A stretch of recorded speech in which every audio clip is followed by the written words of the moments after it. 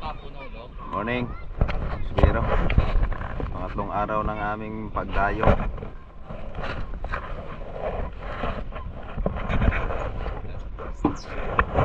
Kami ng kabalian mga Spiro. Ito kami ni Master X ni Master Danny. Si Master Gabi nagdayo sa Batangas at kumana ng kubya. Laki. Shout out kay Master Gabi sa mga kasama mo dyan. Papunta kami sa spot mga Kaspiro. Dito pa lang po tayo sa tapat ng Shangri-La. Ayan, may nasalubong tayong mga nag-island hopping. Marami sila mga Kaspiro. Kasi medyo maganda ang panahon ngayon, kaya dadayo kami sa Kabalian mga Kaspiro. Yan yung mga nag-island hopping. Shout out sa mga bisita at sa mga boatman ng mga nag-island hopping. Shout out po sa inyo. Marami po tayo nasalubong dito at itong isa ay mawabertikan natin ito mga Kaspiro. Ayan.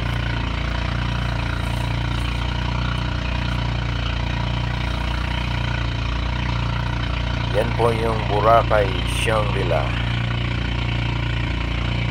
At wala nang maraming paliwanagan, wala nang maraming intro. Ito na, dito na tayo mga Kaspiro. Nakapag-warm up na tayo, nag-ahagis tayo ng buhangin at nag-antay saglit.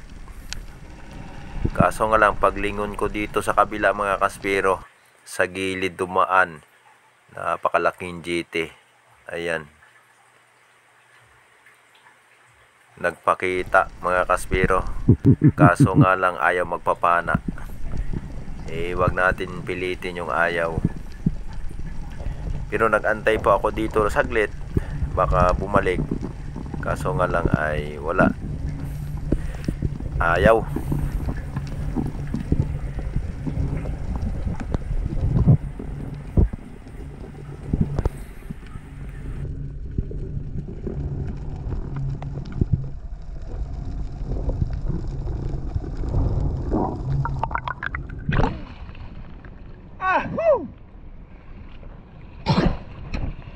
Uy, wagi mo lumbahon. Huwag ba na?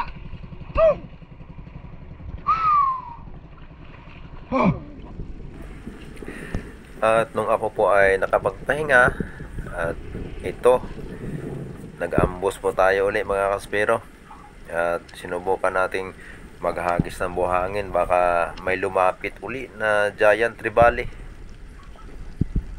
Pero hindi po giant trevally mga Kaspiro, isang school of barracuda.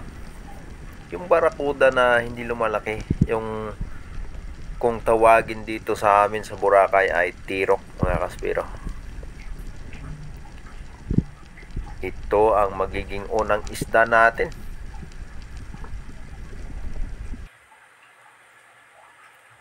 Ayan, sapul, 3 piraso mga Kaspiro. One shot, 3 kill. Kaso nga lang yung pangatlo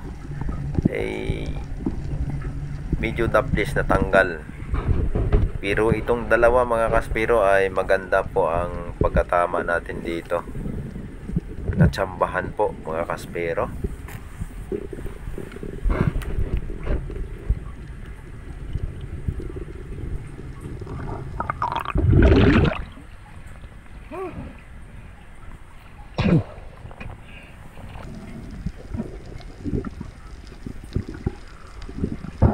Ayan, nakita po natin, maganda po ang pagkatama natin dito.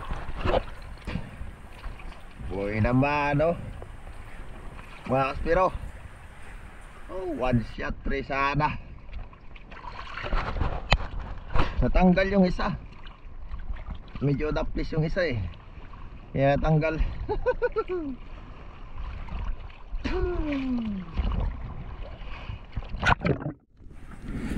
At yung sumunod po na makikita natin dito mga Kaspiro, si Master Danny po ay nakapana ng malaking giant trevally. At ito po ay pinulupot yung shooting line niya sa bato. At nahirapan po si Master Danny na ito'y matanggal kasi suot sa mga butas yung mga line ni Master Danny. Kaya sisikin shot po natin ito.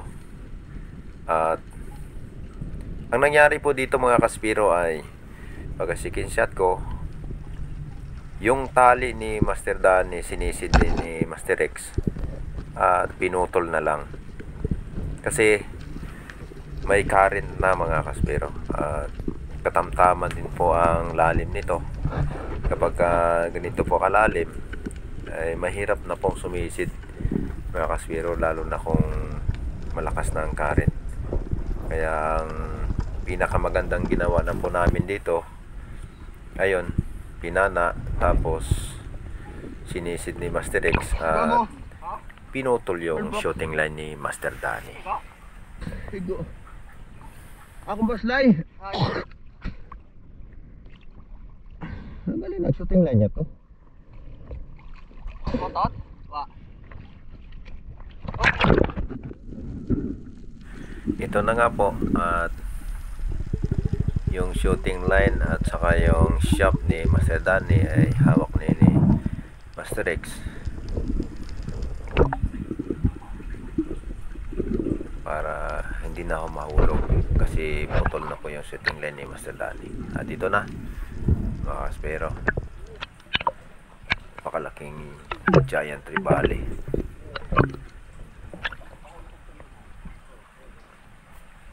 At yung sumunod naman nating pag-ambos, ito, marami tayong nakikitang unicorn, pero may nakahalo po dito mga kaspero na isang green job fish. Ayan, napana natin sa pool mga kaspero. Dali natin yung green job fish dito.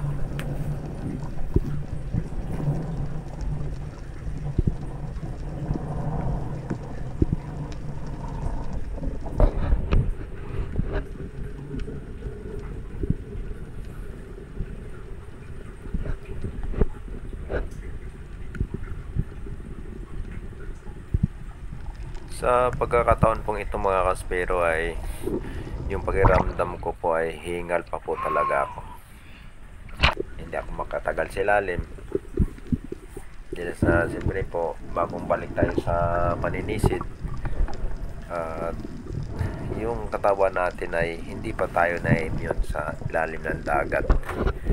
Kaya sa bawat pagsisid, sa bawat pag-ambos, ang nararamdaman ko po ay hingal sa katawan mga kaspero. Sa pagkakataon pong ito, si Master X po ay nakapana ng King Mac. At ito po ay nasikin shot ni Master Danny mga kaspero. Ayan o, malaki.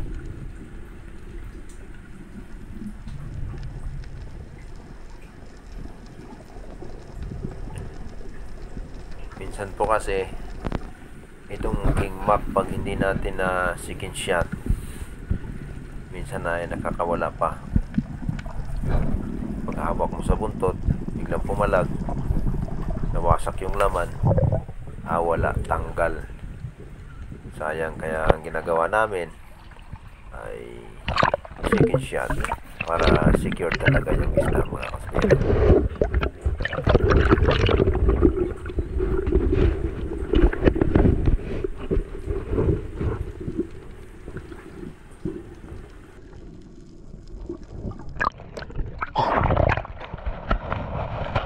Second shot ni Master Danny.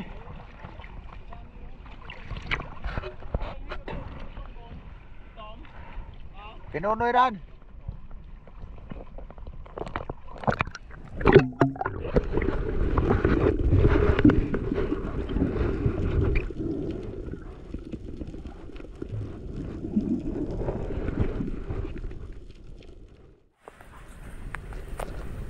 At dito naman mga kaspero, habang dahan-dahan tayo pababa, sa kalagitnaan po ay nag-open na tayo ng camp.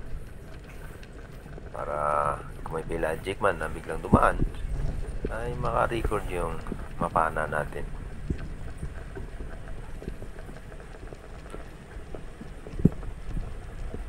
Dito na ako banda bumaba sa medyo buhanginan kasi sa unahan po niyan mga kaspiro, ayan nakikita ninyo, batuhan na. At bago tayo dumating ng batuhan, ayan, isang panapsapan, sapol. Ang ganda po ng patama natin dito mga kaspiro. Ayan, isang malaking panapsapan na stone shot natin mga kaspiro.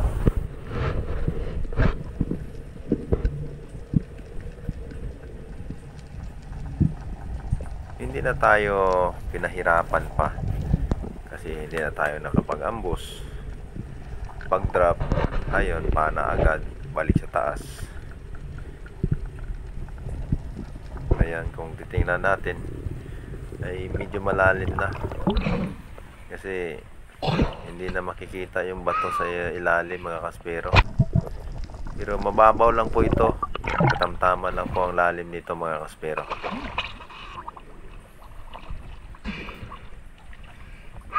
Panaksapan.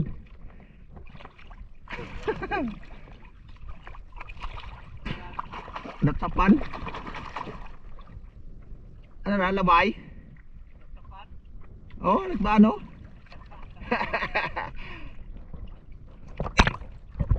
Si Master Dani, nakapana din, sabay kami.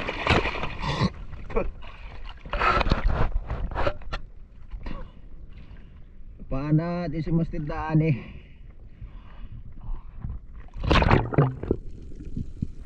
Parihas po ang isda na napana namin ni Master Dani mga kaspero. At ito na ang sumunod nating pag-drop habang sa kalagitnaan ulit tayo mga kaspero. Ay nag-open agad tayo ng cam natin kasi dito kasi sa lugar na to pag malakas ang current ay may mga pelagic. Nandito kasi yung mga bitfish mga kaspero. Kaya ano, ang lakas ng current mga kaspero. Yung bato na yan, bago ako makadrop ay lumampas pa po ako dyan. Ayan mga kaspero, medyo matagal tayo makadrop kasi nga sa lakas ng current po. Ayan, timing naman pagka-drop natin mga kaspero.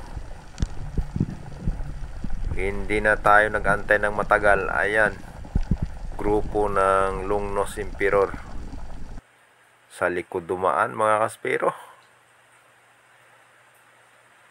Ayan, sapol. One shot to kill sana po yan, kaso lang medyo malayo talaga yung isa kaya hindi inaabot. Yan, sobrang lakas mo ng current, muntik pa sumabit sa bato yung Lungnos Emperor. Grabe mga kaspero, swerte. Ayan, grabe, pas din ang malam pababaw. Ay! Woo!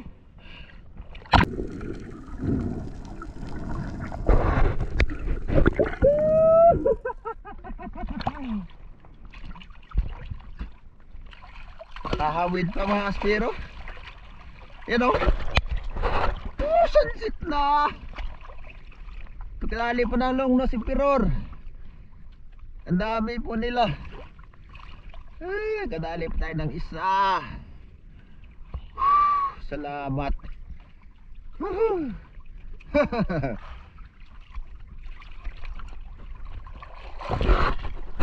Mike, dugso Mike.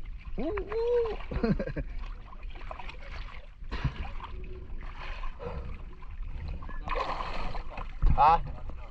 Dugso. Ano eh? Oh. Kailang. Tunduingan kay Master Dani. Eh? Oh? Oh? Oh? Oh? Ay, sarap to. Sarap! Oh, sarap yan! Aba! Yan. Na-double kill ko lang ina. tayo. Abo kina. Yan, si Master Rex, di nakadali. Ayun mo, Noy. Aha. Yan na. Lubog na yung araw mga kaspiro. Uwi na kami. Ay, salamat sa mga nadali namin. Ayos.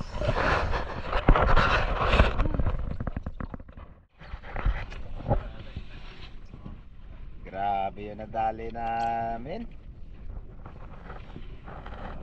Master Kanyo. Ako lampas yung buntot mga kaspiro. Kinatuduingan no. Yo, nagadusit na siguro gab. Yan ang gab. Dan. Oh, bakal ni. Laki oh. Alam to. Ito kasi Grabe. reject to, reject. Yan. Yan. Oh, dugso. Lalo mas impiraw natin. Yan. Yan last. Kompleto. Oh, yan. Ito pinakamalaking isda. Yan. Binawasan lang. Nawasan yan. Trapsapan. Hindi mo makita sa bulabog yan. Ah, wala yan.